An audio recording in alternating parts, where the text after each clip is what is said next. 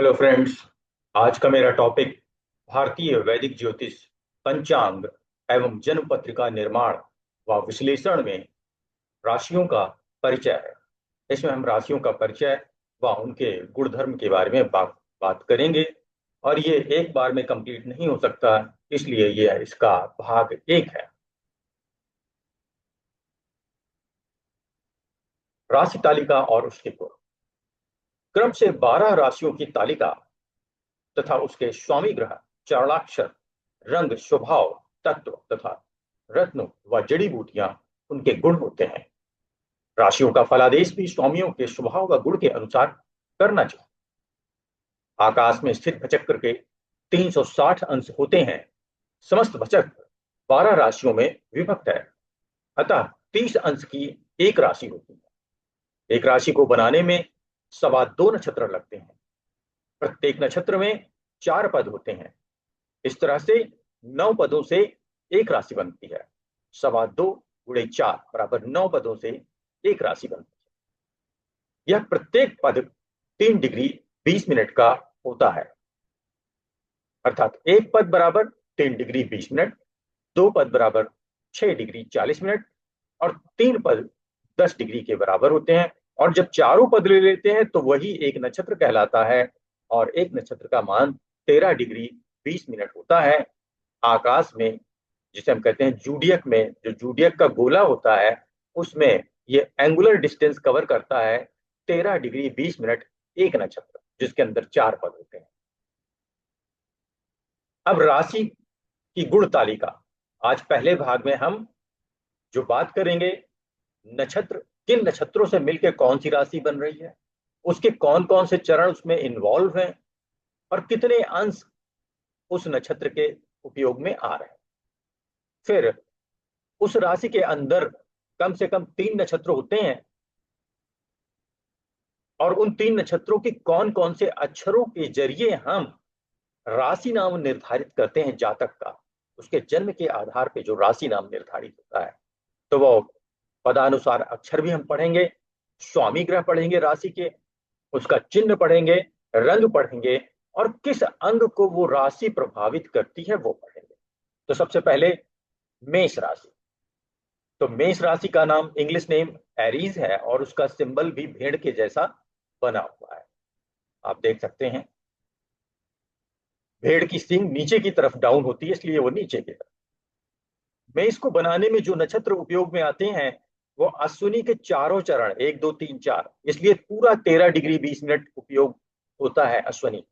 भरणी पूरा 1 2 3 4 पद 13 डिग्री 20 मिनट, और कृतिका का सिर्फ एक पद उपयोग में आता है, और उसका 3 डिग्री 20 मिनट होता है, कृतिका का पहला पद। तो अश्विनी के चारों पद, भरणी के चारों पद और कृतिका का पहला पद मिलके 30 डिग्री की ये राशि बनाते हैं मेष। अश्विनी के पदानुसार जो अक्षर हैं, यदि मेष राशि में जन्म हुआ है शुरू के 3 डिग्री 20 मिनट में, तो अश्विनी का प्रथम पद तो वो होगा चू, चे, चो और ला में से सबसे पहला चू। यदि मेष राशि में आपका जन्म होता है 3 डिग्री 20 मिनट से 6:40 के बीच में, तो द्वितीय पद अर्थात चे से नाम होगा। इसी तरह से मेष में आपका जन्म होता है 6:40 से 9:10 के बीच में, 10 डिग्री के बीच में, तो तृतीय पद चो। और 10 डिग्री से 13:20 के बीच में जन्म होता है मेष राशि में, तो ला, ला नाम से आपका राशि नाम निर्धारित होगा। 13:20 से आगे 16:40 के बीच में भरणी का प्रथम पद ली नाम से शुरू होगा।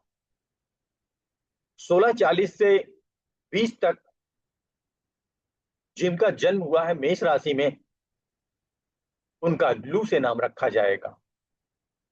फिर 20 डिग्री से लेके 23 डिग्री 20 मिनट के बीच में मेष राशि में जिनका जन्म हुआ है, उनका नाम ले से होगा। और इसी तरह से 23:20 से लेकर 26:40 के बीच में जिनका जन्म होगा, वो भरणी के चौथे पद में जन्म हुआ है, तो उनका नाम का प्रथम अक्षर लो होगा। और जिसका मेष राशि के 26:40 से लेके 30 डिग्री के बीच में जन्म हुआ है, वो कृतिका के प्रथम पद में जन्म हुआ है, इसलिए उनका नाम आ से होगा।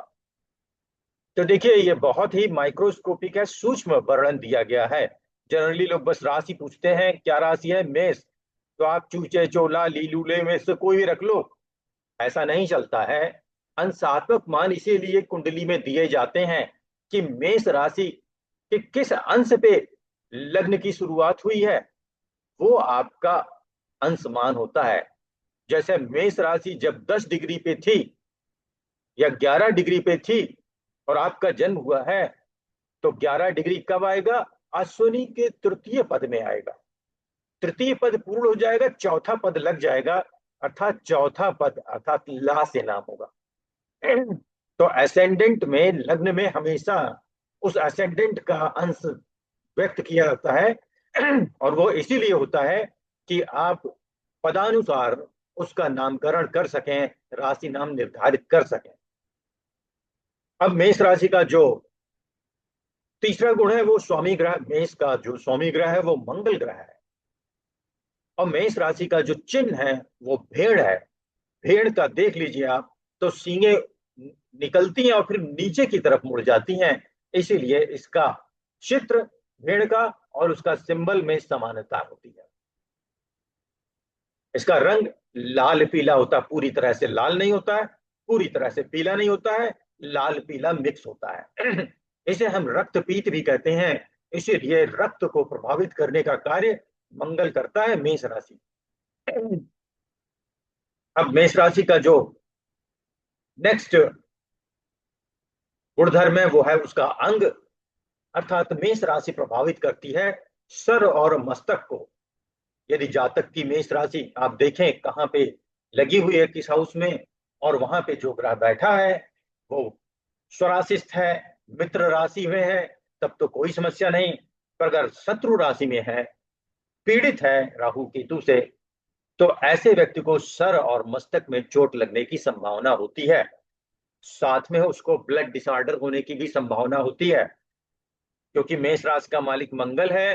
तो उसका हड्डी के अंदर जो मज्जा होता है, जहां ब्लड बनता है, उसमें भी समस्या होने की संभावना होती है। तो आप सिर्फ राशियों की गुणता जो तालिका है, गुणों की तालिका, इससे बहुत सारे प्रिडिक्शन कर सकते हैं। अब हम आते हैं नेक्स्ट, वृषभ।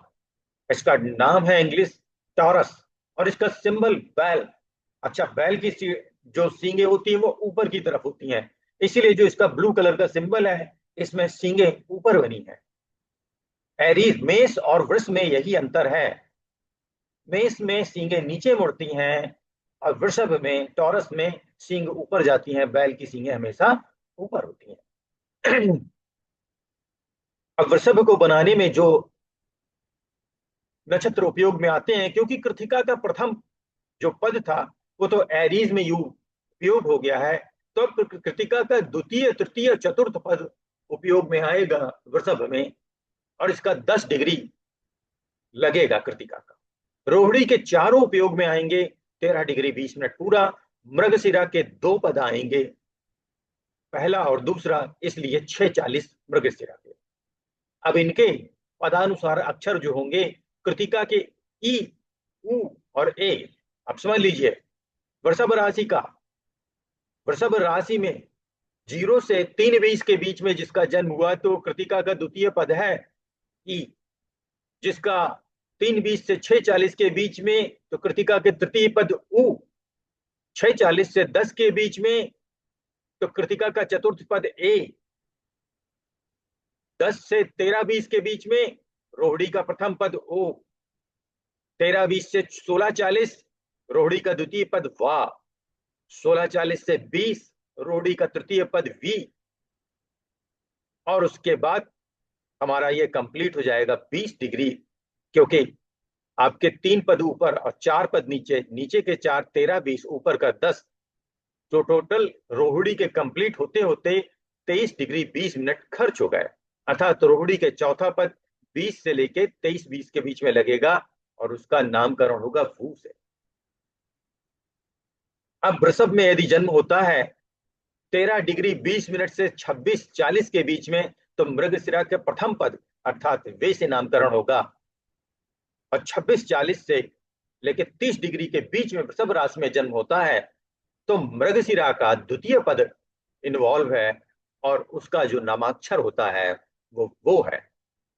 वृषभ राशि के स्वामी ग्रह हैं शुक्र, और इसका जो चिन्ह है वो है बैल, और इसका सिंबल हम बता चुके हैं। जो इनका जो चिन्ह है वो बैल है, और पाश्चात्य चिन्ह में बैल का चिन्ह बना हुआ है ब्लू कलर।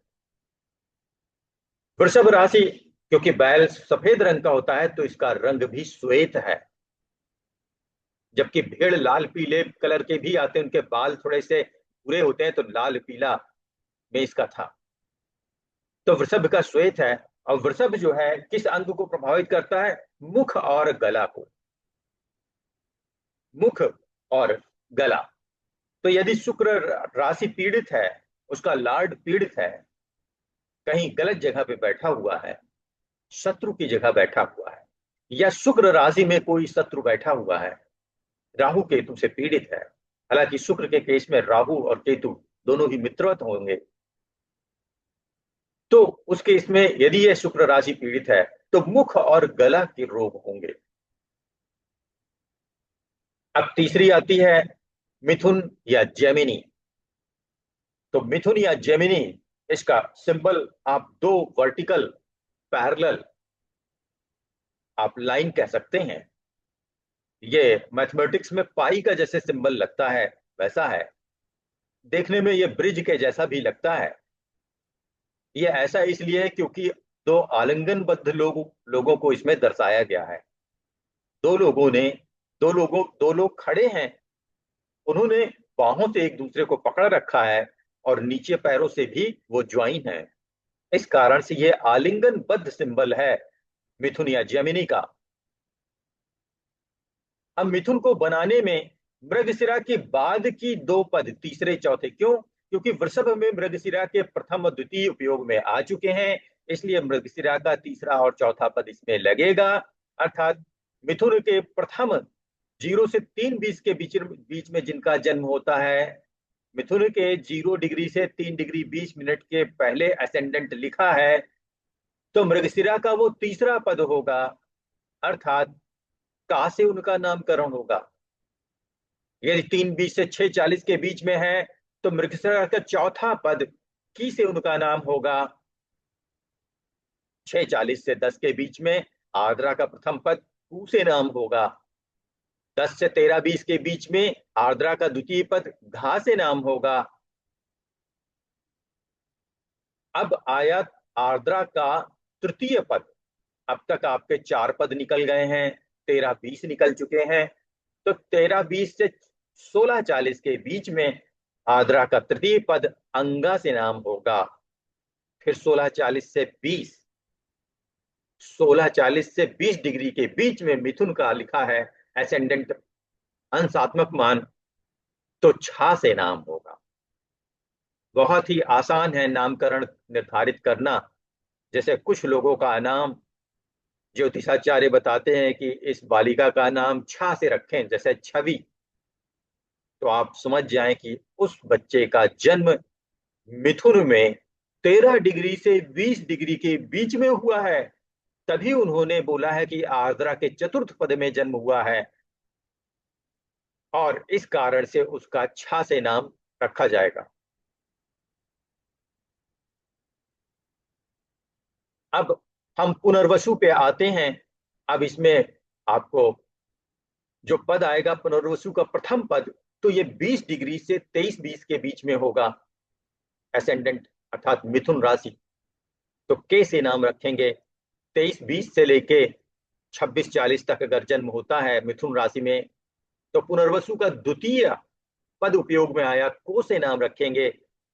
और 26 40 से 30 डिग्री के बीच में जन्म होने पर मिथुन राशि में पुनर्वसु का तृतीय पद उपयोग में आएगा, और हा से नाम रखेंगे। मिथुन राशि अर्थात जेमिनी का स्वामी ग्रह बुध है, और इसका चिन्ह है वीणा व गदा उठाए। वीणा स्त्री के हाथ में है, गदा पुरुष के हाथ में है, और दोनों ही आलिंगनबद्ध हैं, स्त्री पुरुष, अर्थात भुजाओं से वो एक दूसरे को आलिंगन किए हुए हैं। तो ये राशि प्रेम का प्रतीक है। और इस राशि का जो रंग है वो बहुत ही प्यारा, तोता सरीखा।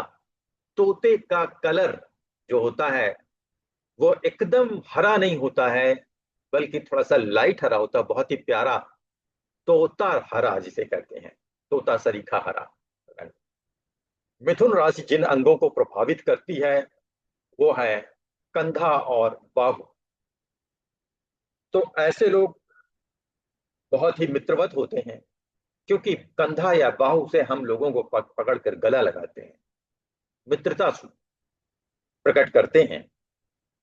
यहाँ पे साझेदारी भी प्रकट की जाती है। तो मिथुन राशि यदि आपकी अच्छी है, उसका लॉर्ड एक अच्छी जगह बैठा है, तो फल भी अच्छे देगा। मिथुन राशि में जो ग्रह बैठा है वो भी अगर मित्रवत है तो बहुत ही अच्छा फल मिलेगा। पर यदि दो में से एक भी पीड़ित है या दोनों पीड़ित है, तो आपको कंधे में दर्द या कंधे में कोई और समस्या, बहुत ही ज्यादा पीड़ित होने पे कभी कंधों में फ्रैक्चर, बाहु का उखड़ना इत्यादि ये समस्याएं हो सकती हैं। तो आज के टॉपिक में हमने आपको राशि के गुणधर्म में 3 राशियों का वर्णन बताया है। अगले टॉपिक में हम अगली 3 राशियां बताएंगे। धन्यवाद मित्रों।